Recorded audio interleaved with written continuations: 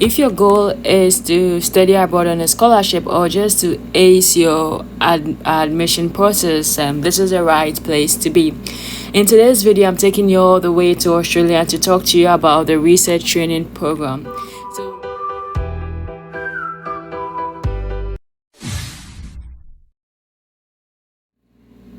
Hello everyone. If you are new here, I'd like to say welcome, and if you're a returning subscriber, I want to say thank you for helping my channel grow program.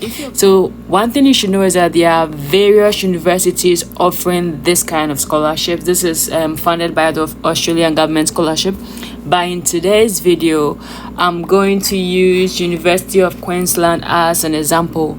At the end of the video, I'm going to show you how to find other universities where you can get this kind of scholarship. So before we start, as I always tell you, take your pen and paper or open your laptop and follow the process with me. At the end of this video, you have all the information you need to apply for the scholarship. If you have any questions, don't forget to leave it in the description box, and let's get right into it. And as usual, I'm going to leave all the links I've used in the description box. So this is the finest scholarship. This university has so many scholarships you could make good use of, and make very good use of the filter. So to start, these are the filters I've chosen: future UQ students. And the good thing is that even if you're a current student, you can still get a scholarship, but this video is for the new students.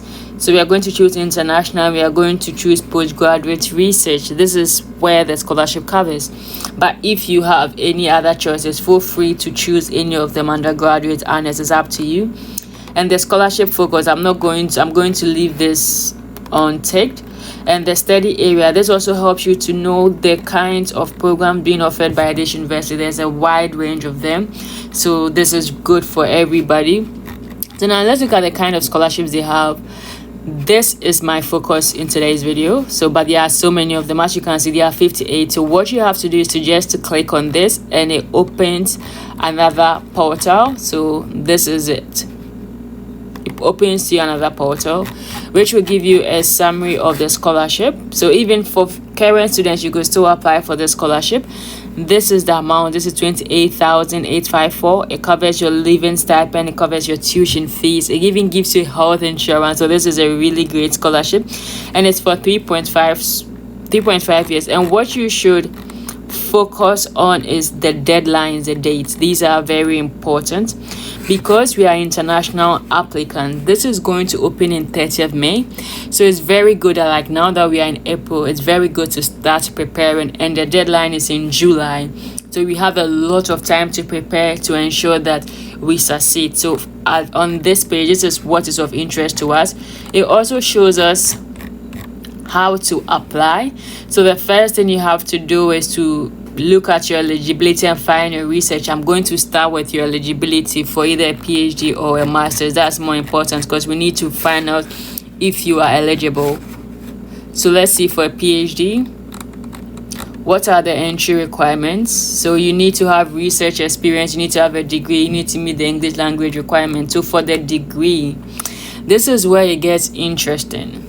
So to show that you have a degree, you either need a master's, or even if you're a bachelor student with at least honors in this. So if you have no idea what this is, what you have to do is to go to Google and find honors class 2A and compare it to your country. So you can do it like honors class 2A to GPA comparison or to CWA comparison, so that you know what level that is. And if you also have a bachelor's degree with at least 2 years relevant experience and a research publication, you could go straight ahead to apply for a PhD. You might not need a master's. And what do they call research experience? If your bachelor's degree research, so if you wrote a thesis, you could cover that. So this is up to you now to read. They give you all the information you need here. So for the English language requirements, this is it. So now we know what we need. They've told us exactly the entry requirements. Now let's look. We've already know the kind of scholarships we are looking for, but there are still other kinds of scholarships that you could get apart from this. There's a graduate school and there's the earmarked, but we are looking at the RTP, the one that is being funded by the government. So how to apply for the scholarships, you have to look at all this, but we've already looked at it in the first. Now let's look at how to apply. You have to check your eligibility, which we've already done. Then you have to find a potential supervisor. That's the next thing we are going to do. But before that, let's look at the documents they require. And that is why I always tell you, please always go to the university website. Don't listen to what I say or what other people say. Visit the university website and find out what they are looking for, because this will make or break you. So as I said, for all the documents you upload, they want it in this format. This is how they want you to save it. And what did they need? Your CV, your transcript, your degree, your English language document, your passport, and all this. Like, if you've been doing this for a while, by now you should have all these documents. But let's look at the CV. What do they want in your CV? They tell you exactly what they want in your CV. They are looking for your name, your contact details, your national, like they've told you exactly. And what they don't want your date of birth. They don't want your photograph. They don't want your marital status. They don't want your hobbies and interests. Some universities might want this. Some countries might want this. This they don't want. So do exactly that. And to help you structure your CV, you can use these headings they've highlighted. And for all the headings, they've told you exactly what they need. So these will be the headings you will use to structure your CV and they tell you everything they need. Everything is here. So please make time. Go here, look at it, and prepare a good CV. So now that we've seen the requirements for a PhD, let's look at the requirements for a master's. This is also quite similar. So the entry requirements for the degree, for a bachelor's degree of at least, this is 2B, the other one was 2A, as you can see, or a bachelor's degree with at least 2 years of relevant experience. With all that, you figure most of the things are similar to the PhD except the requirements. So how to apply, they've also shown you everything. So our next step, we've looked at the entry requirement. Our next step is to find a supervisor. All you need to do is to click on this link, which I've already done to make the video short. So this is how the portal will be like to find a supervisor, and it's up to you to type your research interest. So I chose civil engineering and I'll click find researchers. One trick is, instead of going for the professors, I would suggest you go for the doctors. The reason is because the professors have already reached their level of like their highest, not necessarily their highest level, but they've already gotten a status, so they might not take in a lot of new students. But for the professors, the doctors, they are now starting their career, so they need more publications, they need more papers, so they would basically take in more students. But if a professor has something you're interested in, please go ahead and do it. This is just for you to know. You can type civil engineering, or you can type maybe a specific area that is of interest to you. So here I use civil engineering.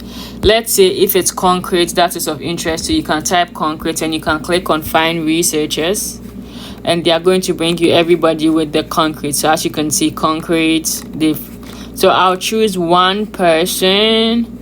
I will choose this guy, Dr. Johnny Ho, which I've already opened.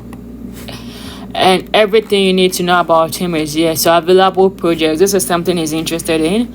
So when you are sending your code email, these are, you could write along this topic as your research interest. I've already made a video on how to code email professors, which I'm going to show you at the end of this video.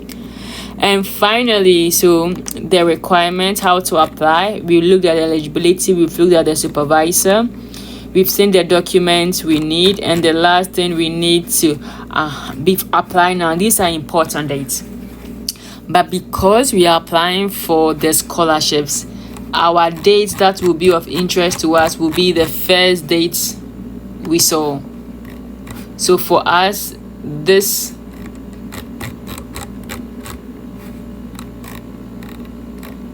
will be our most important dates. So now once we are done, we could just click on start applications, and you don't need to apply separately. Once you apply for the program, you are considered, so you have to start your applications. So now finally, let's look at the video I talked to you about. You just have to go to my channel and you just in the search button type supervisor, and this is the video I'm talking about. It gives you how to code emails and all the information you need. I broke it down for you. And now let's look at other universities that might offer. All you have to do is type RTP Australia universities and you go. It will give you, so this is University of Sydney, this is DSE University, this is Adelaide, this is UNE, this is Monash, this is University of Melbourne. One thing you should know is that every university and the amount they are going to give you because of their location. So don't think that it's just 28.85. For other universities will give you more, other universities will give you less, so you should always have this in mind. I hope this video was helpful. If you would like more content of these kind of videos, feel free to let me know in the comment section. If you have any suggestions on how to improve this video or the kinds of content you will need, just let me know. So till you hear from me again,